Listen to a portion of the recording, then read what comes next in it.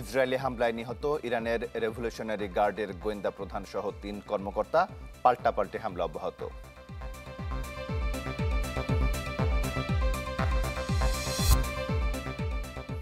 ইউনূস তারিক বৈঠকের পর রাজনীতিতে নতুন টানাপোড়েন, যৌথ বিবৃতিতে নাখোশ অন্য দলগুলো, কারণ দেখছে না বিএনপি।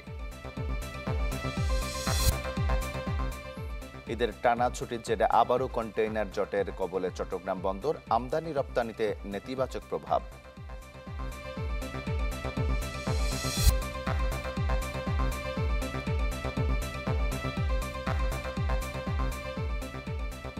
আমন্ত্রণ চ্যানেল 24 সকাল 7টার খবরে। শুনছিলেন প্রেসিডেন্সি ইউনিভার্সিটি সংবাদ শিরোনাম। আপনাদের সাথে আছি আশিক তমাল। দেশের 1 নম্বর গ্যাস স্টোভ যা বেশি তাপেও ফাটে না, আরএফএল গ্যাস স্টোভ, নিরাপদ ও ঝামেলাহীন।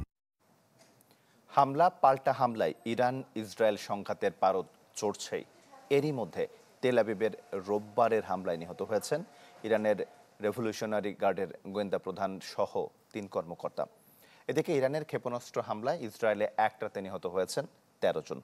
ইরানে এখন পর্যন্ত প্রাণহানি 128, আহত 8 শতাধিক।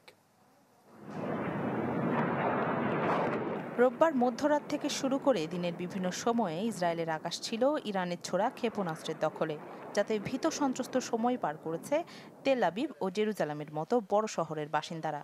কখন কোন দিক থেকে আক্রমণ আসে এই আশঙ্কায় দেশটির অন্তত 10 লাখ মানুষের দিন পার হচ্ছে নিরাপদ বাংকারে আশ্রয় নিয়ে। আমি কখনো ভাবিনি জীবনে এমন মুহূর্তের সাক্ষী হতে হবে। একটা বোমা এসে পড়লো আর মুহূর্তেই বিকট শব্দ। আমি নিজের চোখকে বিশ্বাস করতে পারছিলাম না। রোববার মধ্যরাতের হামলায় ক্ষতিগ্রস্ত হয়েছে ইসরায়েলের হাইফা শহরের বাজান তেল শোধনাগার। ইসরায়েলের 3য় বৃহত্তম এই শহরেই আছে দেশটির সবচেয়ে বড় ও বিশ্বের অন্যতম তেল শোধনাগার। পাশাপাশি বহু রাসায়নিক কারখানাও রয়েছে সেখানে। এছাড়া সামুদ্রিক বাণিজ্যের বড় অংশ পরিচালিত হয় হাইফা থেকেই। ফলে ঠিক এই শহরেই ইরানের হামলায় বেশ নড়ে চড়ে বসেছে তেল আবিব। ইরানকে পারমাণবিক অস্ত্র তৈরি থেকে বিরত রাখতে ও ব্যালিস্টিক ক্ষেপণাস্ত্র সক্ষমতা ধ্বংস করতে হামলা চালিয়ে যাচ্ছে ইসরায়েল। রোববার তেহরানের 2টি গ্যাস ক্ষেত্র ও জ্বালানি ডিপোতে হামলা চালায় ইসরায়েলি ডিফেন্স ফোর্স। এতে শেহরান জ্বালানি কেন্দ্রে আগুন লেগে যায়। এছাড়া বড় ক্ষয়ক্ষতি হয় ইস্পাহান, তেহরান সহ বেশ কয়েকটি শহরে।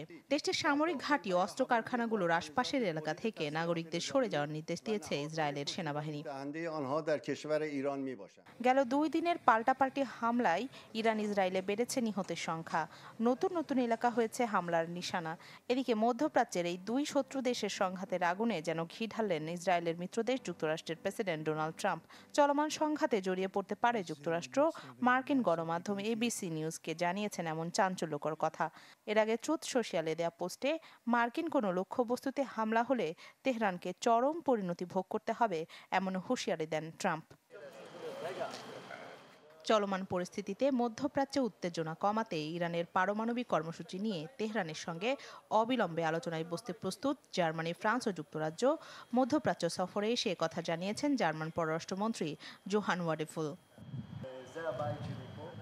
রাখি জেসমিন, চ্যানেল 24। কয়েক দফায় ইরানের ক্ষেপণাস্ত্র হামলায় ব্যাপক ক্ষয়ক্ষতির কবলে ইসরায়েলের একাধিক অঞ্চল। উত্তর মধ্যাঞ্চল ও উপকূলীয় শহরে গুড়িয়ে গেছে বহু বাড়িঘর, সামরিক বেসামরিক স্থাপনা, ঘটেছে প্রাণহানিও। তবে এমন পরিস্থিতিতেও হুঙ্কার দিয়ে যাচ্ছেন নেতানিয়াহু। ইরানের প্রতিশোধের আগুনে জ্বলছে ইসরায়েল। তেল আবিব, জেরুজালেম, বাতিয়াম শহরের হামলাস্থলগুলো যেন যুদ্ধবিধ্বস্ত অঞ্চলের প্রতিরূপ। আন্তর্জাতিক গণমাধ্যম ও ইরানি মিডিয়ার তথ্য অনুসারে শুক্রবার সন্ধ্যা থেকে এ পর্যন্ত ইসরায়েলের দিকে কয়েক দফায় 1.5 শতাধিক ক্ষেপণাস্ত্র ছুড়েছে তেহরান। তেল আবিবের প্রতিরক্ষা বলয় ভেদ করে যা গুড়িয়ে দিয়েছে বহু ভবন ও সামরিক বেসামরিক স্থাপনা। উদ্ধার তৎপরতা চালাতে হিমশিম খাচ্ছে জরুরি বাহিনী। বহুতল ভবনে ক্ষেপণাস্ত্র হামলায় চারপাশে ধ্বংসযজ্ঞ ছড়িয়ে পড়েছে। আমরা সাধ্যমতো চেষ্টা করছি মরদেহগুলো উদ্ধারের। অন্যান্য বাহিনীও আমাদের সহায়তা করছে। তবে এমন ধ্বংসযজ্ঞ দেখেও এতটুকু টলেননি জায়ানবাদী নেতানিয়াহু। বাংকারে মুখ লুকিয়ে একের পর এক দিয়ে যাচ্ছেন হুঙ্কার। ইসরায়েলের মানুষ এখন বুঝছে ইরানের হাতে ক্ষেপণাস্ত্র থাকলে তারা কি করতে পারে। এরকম আরো 20,000 ক্ষেপণাস্ত্র ছুড়লে কি পরিণতি হবে আমাদের? এর কঠোর মূল্য চোকাতে হবে তেহরানকে। রোববার ইসরায়েলের উত্তরাঞ্চলে আঘাত হানে অন্তত 40টি ক্ষেপণাস্ত্র। এতে ক্ষতিগ্রস্ত হয় হাইফার তেল শোধনাগার কমপ্লেক্সের পাইপলাইন ও ট্রান্সমিশন লাইন। মধ্যাঞ্চলের রেহভোতে ধসে পড়ে বাণিজ্যিক ভবন, ঘটে প্রাণহানিও। বড় ক্ষয়ক্ষতি দেখে উপকূলীয় শহরগুলো। শিশুসহ এখানে অন্তত 4 জনের প্রাণহানি ঘটেছে। অবস্থা এমন যে অনেকে আপনজনের সাথে যোগাযোগেরও সুযোগ পাচ্ছেন না। তবে যুদ্ধ পরিস্থিতি মোকাবেলায় পরিকল্পিত স্থাপনা ও আগাম সতর্কতার কারণে ক্ষয়ক্ষতি সীমিত রাখতে পারছে জায়ানবাদী রাষ্ট্রটি। প্রস্তুত করেছে জনগণকেও। দেশটির সামরিক বাহিনীর হোম ফ্রন্ট কমান্ড অ্যাপের মাধ্যমে ক্ষেপণাস্ত্র আঘাত হানার 20 থেকে 25 মিনিট আগেই ফোনে সতর্ক বার্তা পেয়ে যাচ্ছেন ইসরায়েলিরা। আশ্রয় নিচ্ছেন সুরক্ষিত স্থানে। মিলা খন্দকার, চ্যানেল 24। দেশ জুড়ে তোলপা ওয়ালটন ফ্রিজ কিনে আপনিও হয়ে যেতে পারেন মিলেনিয়ার। লন্ডনে ডক্টর মোহাম্মদ ইউনূস ও তারেক রহমানের বৈঠকের পর নতুন করে টানাপোড়েন তৈরি হয়েছে রাজনৈতিক দলগুলোর মাঝে। নির্বাচনী তারিখ নিয়ে যৌথ বিবৃতিতে সরকারের উপর নাখোশ বিএনপি বাদে অন্য দলগুলো। তবে এসবের যৌক্তিক কারণ দেখছে না বিএনপি। নাফিউল ইসলাম লিঙ্কনের রিপোর্ট।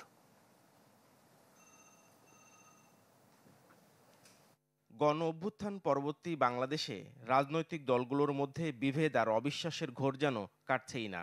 যদিও জাতীয় ঐক্য ধরে রাখতে দফায় দফায় সংলাপ করেছেন প্রধান উপদেষ্টা। তবে ডক্টর মোহাম্মদ ইউনূসের সাথে তারেক রহমানের বৈঠকে নির্বাচনী তারিখ ইস্যুতে দলগুলোর মধ্যে নতুন করে দেখা দিয়েছে টানাপোড়েন। শুধু বিএনপির সাথে আলোচনা করে যৌথ বিবৃতি দেয়ায় সরকারের নিরপেক্ষতা নিয়ে প্রশ্ন তুলেছে জামায়াত ও ইসলামী আন্দোলন বাংলাদেশ। তাহলে কি মাননীয় প্রধান উপদেষ্টা একটি দল নিয়েই দেশ চালাবেন, সরকার চালাবেন, নির্বাচন করবেন? একদিকে ঝুঁকে পড়লেন, জনগণ মনে করে যে উনি ওনার নিরপেক্ষতা খণ্ড করেছেন। সিদ্ধান্তটা দেশে এসে আরও অন্যদের সাথে আলোচনা করে তারপরে এটা ঘোষণা করা যেত। হ্যাঁ, ওখানে একটা প্রেস ব্রিফিং হতে পারতো যে এই আলোচনা হয়েছে। তবে আমরা এই বিষয়ে পরবর্তীতে দেশে গিয়ে অন্যান্য রাজনৈতিক দলের সাথে আলোচনা করে আমরা ডিসিশন জানাব। এছাড়া নাগরিক ঐক্যের আহ্বায়ক মাহমুদুর রহমান মান্না বলছেন, নির্বাচনের তারিখ নিয়ে নজিরবিহীন যৌথ বিবৃতির ব্যাখ্যা দিতে হবে সরকারকে। যে বরফটা জমাট বেঁধেছিল গলে গেছে, গণতন্ত্রের যাত্রাপথটা এখন ইজি হয়েছে মনে করি, এবং এইটা একটা ভালো দিকেই যাবে বোধহয়। কিন্তু এই যে আরও যারা যারা অংশী আছেন তাদেরকে সাথে দিয়ে যৌথভাবে বা একসাথে সিদ্ধান্ত নেওয়া যেত। তারা যৌথ কোনো ঘোষণা দিচ্ছেন এরকম দেখি নাই, আর এইটা তো একা একা হয়েছে।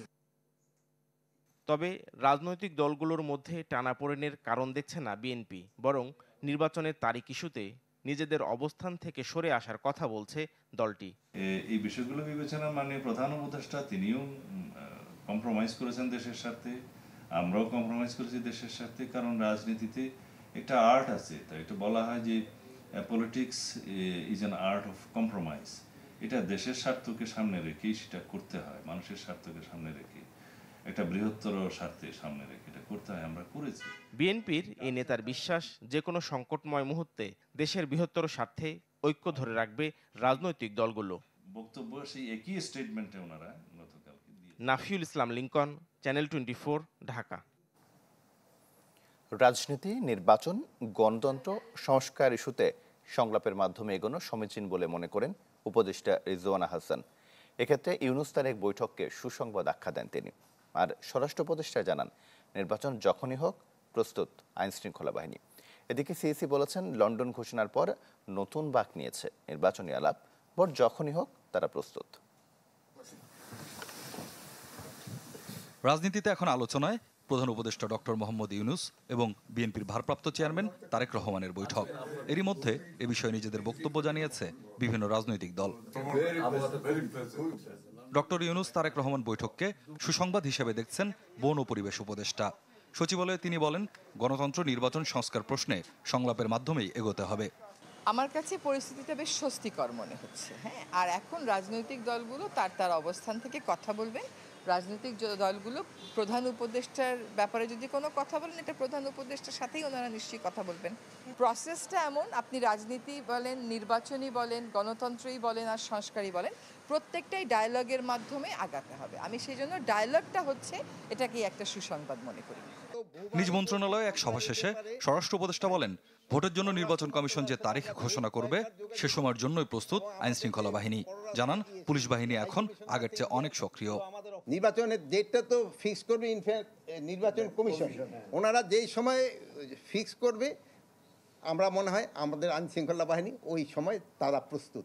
এখন যদি আমাদের ভাবে যে পুলিশের কাজ হবে খালি 2টা বাড়ি মারবা, 2টা লাথি মারবা, ওই পুলিশ তো আমরা চাচ্ছি না। আমরা পুলিশটাকে মানবিক পুলিশ, এখন পুলিশ হলো মানবিক পুলিশ। এই জন্য লোকজন ভাবতেছে পুলিশ সচর হয় না, যেহেতু ভালো ব্যবহার করে এই জন্য ভাবতেছে পুলিশ কিন্তু আগের থেকে আরো বেশি অ্যাক্টিভ।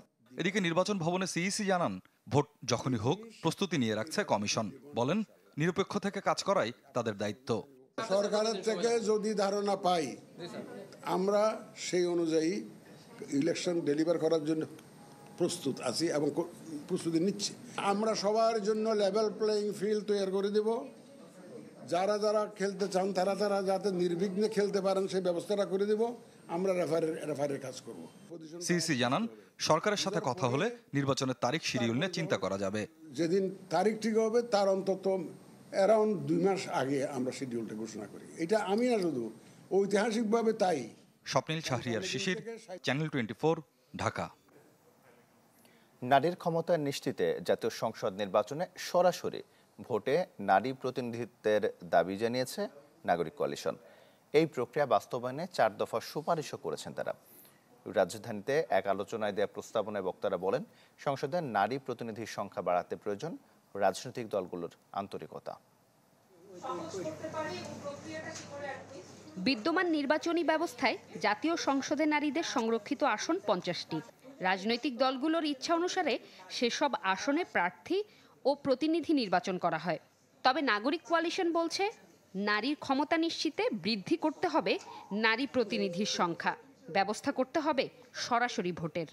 400 জনের মধ্যে 100 জন অর্থাৎ 25 ভাগ নারী প্রতিনিধিত্ব আমরা প্রস্তাব করছি। এছাড়া 2026 সালে এই দ্বৈত প্রতিনিধিত্ব হয়তো থাকবে, তবে পর্যায়ক্রমে এটা থাকবে না, এটা প্রস্তাব করা হচ্ছে। সরাসরি নির্বাচন প্রস্তাব করছি। বক্তারা বলেন, বিগত জাতীয় সংসদগুলোয় নারীর অংশগ্রহণ খুব একটা সন্তোষজনক ছিল না। ত্রয়োদশ জাতীয় সংসদ নির্বাচন থেকেই পরিবর্তনের পক্ষে মত দেন তারা। তাকে খণ্ডিত প্রতিনিধিত্ব না দিয়ে তাকে পূর্ণাঙ্গ প্রতিনিধিত্বের অংশ হিসেবে সমগ্র জনগণের পক্ষ থেকে তাকে ভোট দেওয়ার অধিকার দিতে হবে। যেই আসনেই আপনি দেন না কেন, যেই আসন সংখ্যার ভিত্তিতে আপনি করেন না কেন। ওই যে আমাদের গ্রাম বাংলা যে কথা আছে, এক ঘরে 2 পীর হইতে পারে না। এবং এখনই কিন্তু এই যে আমাদের যে বর্তমান পদ্ধতিতে আছে, অনেক জায়গায় কিন্তু আমাদের সাধারণ আসনে যারা সংসদ, তারা কিন্তু নারীদেরকে যেতেই দেয় না। তো এখন 2 জন হলে মানে এটা কার্যকর হবে কিনা আমার সন্দেহ আছে। আলোচনায় রাজনীতিবিদরা বলেন, সবার আগে প্রয়োজন রাজনৈতিক দলের আন্তরিকতা। কমপক্ষে 25% মনোনয়ন নারীদের জন্য বরাদ্দের সুপারিশ করেন এনসিপি প্রতিনিধিরা। কিভাবে রিজার্ভ সিটে নারীরা আসতেছে, শুধু তদবির করে নারীরা রিজার্ভ সিটে আসতে পারবে না। They have to be qualified to be in that reserve seat, and তাদের স্পেসিফিক জব থাকতে হবে, সেইটা পলিটিক্যাল পার্টিগুলো এনশিওর করতে হবে। দলগুলোকে ফোর্স করা আপাতত 5 to 10% ডাইরেক্ট নমিনেশন দেওয়ার জন্য। আপনি বিয়ন্ড 10% চিন্তাই করতে পারবেন না। ওইখানকার পুরুষ যারা প্রার্থী আছে তারা পিটায়া ওই এমপির এলাকা ছাড়া করে দিবে প্রার্থীকে। আমার প্রস্তাবনা হচ্ছে, এখানে যারা আছেন আমাদের যে হায়ার গোল, যে মিনিমাম 25% নারী জনপ্রতিনিধি সংসদে থাকবেন এবং তারা সরাসরি নির্বাচনের মাধ্যমে আসবেন, সিলেকশনের মাধ্যমে না। এইটুকুতে আই উড হোপ যে এভরিবডি উড এগ্রি। এছাড়া পর্যায়ক্রমে জাতীয় সংসদে নারীদের অংশগ্রহণ 50% পর্যন্ত উন্নীত করার কথা বলেন নাগরিক কোয়ালিশনের গোলটেবিল আলোচনায় অংশ নেয়া বক্তারা। জুমাতুল বিদা, চ্যানেল 24, ঢাকা। একটা বিরতি নিচ্ছি, ফিরছি একটু পর, সাথেই থাকুন।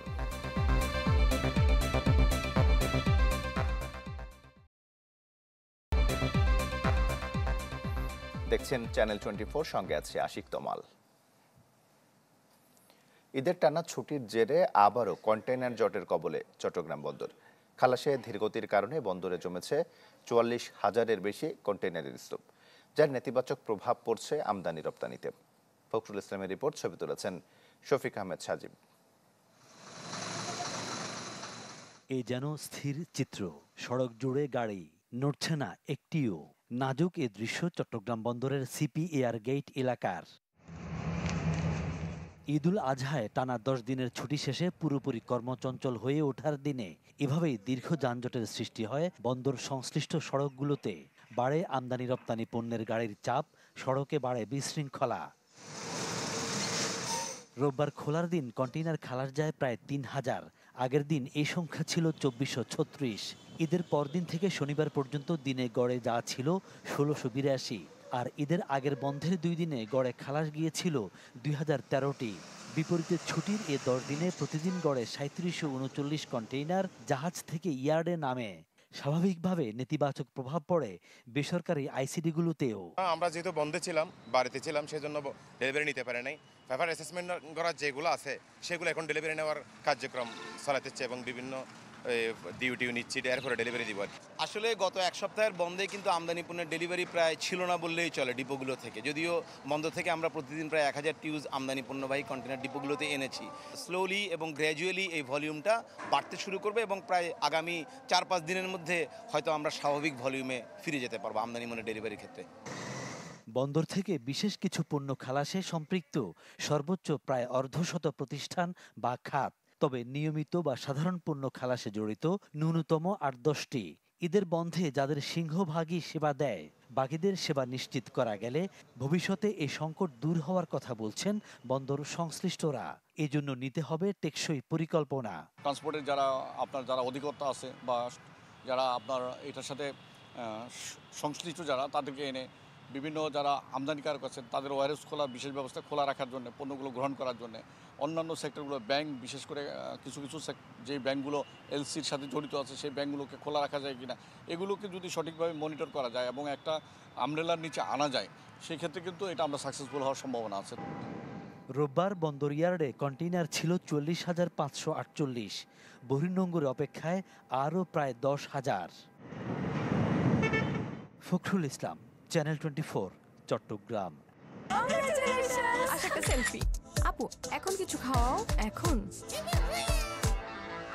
ইভিনিং এর চরম ক্রেভিং, চাই কিছু এক্সাইটিং। মিস্টার নুডলস হয় কুকিং, টেস্ট হয় amazing. Mister noodles, amazing test. Mister noodles, enjoy the best. Mister noodles, amazing test. Mister noodles, mister noodles, mister noodles. দেশের ব্যাংক খাতে খেলাপি ঋণ ছাড়িয়েছে 4 লাখ কোটি টাকা। বাংলাদেশ ব্যাংকের তথ্য বলছে, মার্চ শেষে দেশের 61টি ব্যাংকে মোট খেলাপি ঋণ বেড়ে দাঁড়ায় 4,20,000 কোটি টাকা। ডিসেম্বর থেকে মার্চ মাস পর্যন্ত এই 3 মাসে ব্যাংক খাতে খেলাপি ঋণ বেড়েছে 74,500 কোটি টাকা। মার্চ শেষে মোট বিতরণ করা ঋণের পরিমাণ প্রায় 17,42,000 কোটি, অর্থাৎ বিতরণ করা ঋণের 24.13% খেলাপি ঋণে পরিণত হয়েছে। মার্চ শেষে রাষ্ট্র মালিকানাধীন ব্যাংকে খেলাপি ঋণের হার প্রায় 46%, বেসরকারি ব্যাংকে 20.16%, আর বিশেষায়িত ব্যাংকগুলোতে এই হার 14.5%। আর এই সময় ব্যাংক খাতে প্রভিশন ঘাটতি বেড়ে 1,70,655 কোটি টাকা। 3 মাসে বেড়েছে 64,500 কোটি।